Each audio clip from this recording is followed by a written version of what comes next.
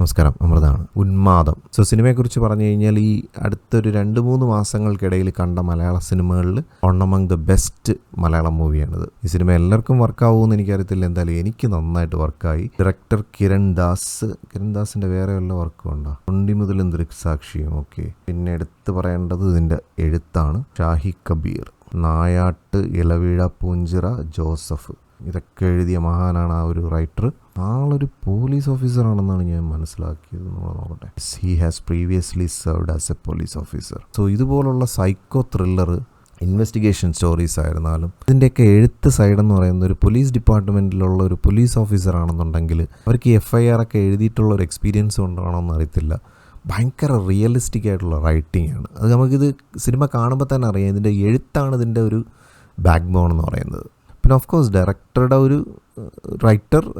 Director സിങ്കാണ്.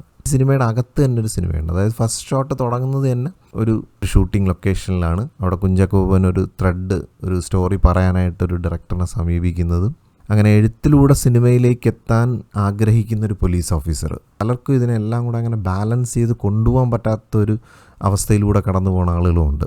അതായത് family life, അവരുടെ existing career, അതിനോടൊപ്പം സിനിമയിലോട്ട് എത്തണമെന്നുള്ളൊരു മോഹം. അപ്പോൾ ഇതെല്ലാം അങ്ങനെ ബാലൻസ് ചെയ്ത് കൊണ്ടുപോകുന്നതിനിടയിൽ അവരനുഭവിക്കുന്ന ചില മാനസിക സംഘർഷങ്ങൾ, ഇതെല്ലാം ഒരു ലെയറായിട്ട് ഈ സിനിമയ്ക്കകത്ത് ഇങ്ങനെ സംഭവിച്ചു പോകുന്നുണ്ട്. ഇപ്പോൾ സ്പോയിലർ ആയിപ്പോകുന്നുള്ളതുകൊണ്ട് ഞാനത് കൂടുതൽ പറയുന്നില്ല. അപ്പോൾ ഞാൻ ഈ സിനിമയ്ക്കകത്തുള്ള സിനിമയെന്ന് പറഞ്ഞാൽ ആ സിനിമയിലൂടെയാണ് ഈ സിനിമ തുടങ്ങുന്നതെങ്കിലും ഫസ്റ്റ് ഷോട്ടിൽ കുഞ്ചാക്കോ ബോബൻ വന്ന് നിൽക്കുമ്പോൾ കൊടുത്തിരിക്കുന്ന ഒരു ബാക്ക്ഗ്രൗണ്ട് സ്കോറുണ്ട്. വളരെ സബ്റ്റിലായിട്ടുള്ള സ്കോറാണ്. അപ്പോൾ ആ സ്കോർ കേട്ട ഉടൻ തന്നെ മനസ്സിലായി ഇതിൻ്റെ പിന്നിൽ മുജീബ് മജീദാണെന്നുള്ളത്. നമ്മുടെ ഇക്കോ മൂവിയിലൊക്കെ ചെയ്തിരിക്കുന്ന മ്യൂസിക് ഡയറക്ടർ. അതായത് ഒരു പക്കാ നാടൻ ഗ്രാമത്തിൽ നടക്കുന്ന ഒരു സംഭവം, ഒരു സിറ്റുവേഷന് ഈ വിദേശ സിനിമകളിൽ യൂസ് ചെയ്യുന്ന ഇൻസ്ട്രുമെൻസും ആ ഒരു പിയാനോയുടെ പ്ലേ ആയിരുന്നാലും കോഡ്സ് ആയിരുന്നാലും അതൊക്കെ വെച്ച് വളരെ സബ്റ്റിലായിട്ടൊരു ബാക്ക്ഗ്രൗണ്ട് സ്കോർ കൊടുക്കുമ്പോൾ തന്നെ നമുക്കറിയാം ഇതൊരു സൈക്കോളജിക്കൽ ത്രില്ലറിലോട്ട് ആ മ്യൂസിക് തന്നെ അതിനെ അങ്ങോട്ട് ലിഫ്റ്റ് ചെയ്യും ആ മൂവിയെ.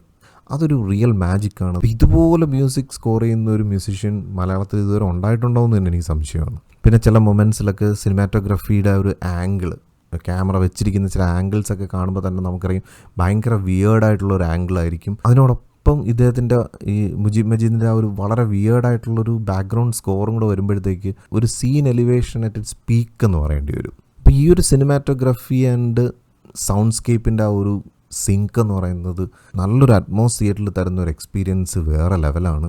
ആ ഒരു സാധനം ഈ സിനിമയ്ക്കകത്തുണ്ട്. നിങ്ങൾക്ക് ശരിക്കും അത് എക്സ്പീരിയൻസ് ചെയ്യാൻ പറ്റും. എന്ന് വെച്ചാൽ ഈ സിനിമയുടെ ജോൺറ എന്ന് പറയുന്ന ഒരു ഹൊററൊന്നും അല്ല, പക്ഷേ ഒരു സൈക്കോളജിക്കൽ ത്രില്ലറാണ്. സ്ക്രിപ്റ്റിലൊരു ചെറിയൊരു ഡൗൺഫോളായിട്ട് എനിക്ക് തോന്നിയത്, ഇത് ഭയങ്കര സീരിയസ് ആയിട്ട് പോകേണ്ട സ്ഥലങ്ങൾ ഭയങ്കര സീരിയസ് ആവും. ബാക്ക്ഗ്രൗണ്ട് സ്കോറിൻ്റെ ഒരു എലിവേഷൻ എല്ലാം കൂടെ കൊണ്ട് സീൻസൊക്കെ ഭയങ്കര എലിവേറ്റഡ് ആവുമെങ്കിലും ഇതിൻ്റെ ഒരു കൺക്ലൂഡിങ് പാർട്ടിലോട്ടൊക്കെ എത്തിയപ്പോഴത്തേക്ക് കുറച്ചുകൂടി ഹൈസ് പ്രതീക്ഷിച്ചു. അത്രയും വലിയൊരു സംഭവങ്ങളൊന്നും കിട്ടിയില്ല.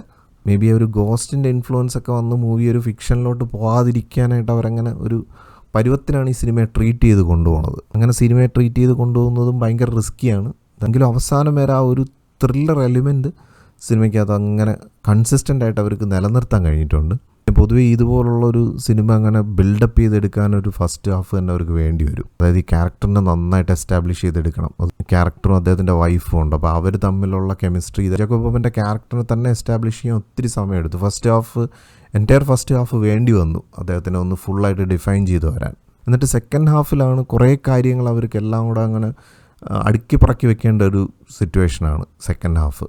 അപ്പോൾ അതിൽ കുറച്ച് മൈന്യൂട്ടായിട്ടുള്ള കുറച്ച് പോരായ്മകൾ ഫസ്റ്റ് ഹാഫുമായിട്ട് കമ്പയർ ചെയ്യുമ്പോൾ സെക്കൻഡ് ഹാഫിൽ കുറച്ച് പോരായ്മകൾ അതുപോലെ നമുക്കത് ഫീൽ ചെയ്യും. മേ ബി അത് ഒരുപാട് സീൻസ് അവിടെ അങ്ങനെ കുത്തി നിറച്ചിരിക്കുന്നതുകൊണ്ട് തോന്നുന്നതായിരിക്കാം. ഞാനിതിപ്പോൾ നെഗറ്റീവ് പറയാനുള്ള മൂവി ഞാൻ ശരിക്കും എൻജോയ് ചെയ്തൊരു സിനിമയാണ്. പ്രത്യേകിച്ച് ഈ ഒരു സൗണ്ട്സ്കേപ്പ് ആയിരുന്നാലും സിനിമാറ്റോഗ്രഫി ആയിരുന്നാലും ഈ സിനിമയുടെ ഒരു എഴുത്തായിരുന്നാലും അതിൻ്റെ ഒരു സ്റ്റോറി ടെല്ലിംഗ് ആയിരുന്നാലും എല്ലാം നല്ലൊരു ഇമ്മേഴ്സീവ് എക്സ്പീരിയൻസ് തന്നെയാണ് സിനിമ തരുന്നത്.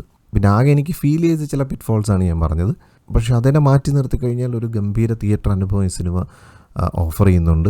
അതുകൊണ്ട് തന്നെ മൂവിക്ക് ഞാൻ ഔട്ട് ഓഫ് 10 ഒരു 9 റേറ്റ് ചെയ്യുന്നു. സാഡ്ലി അധികം തിയേറ്റേഴ്സ് ഈ സിനിമ എടുത്തിട്ടില്ല. മേ ബി നാളത്തെ കഴിയുമ്പോഴത്തേക്ക് സ്ക്രീൻസ് കൂടുമെന്നാണ് എൻ്റെ ഒരു പ്രതീക്ഷ.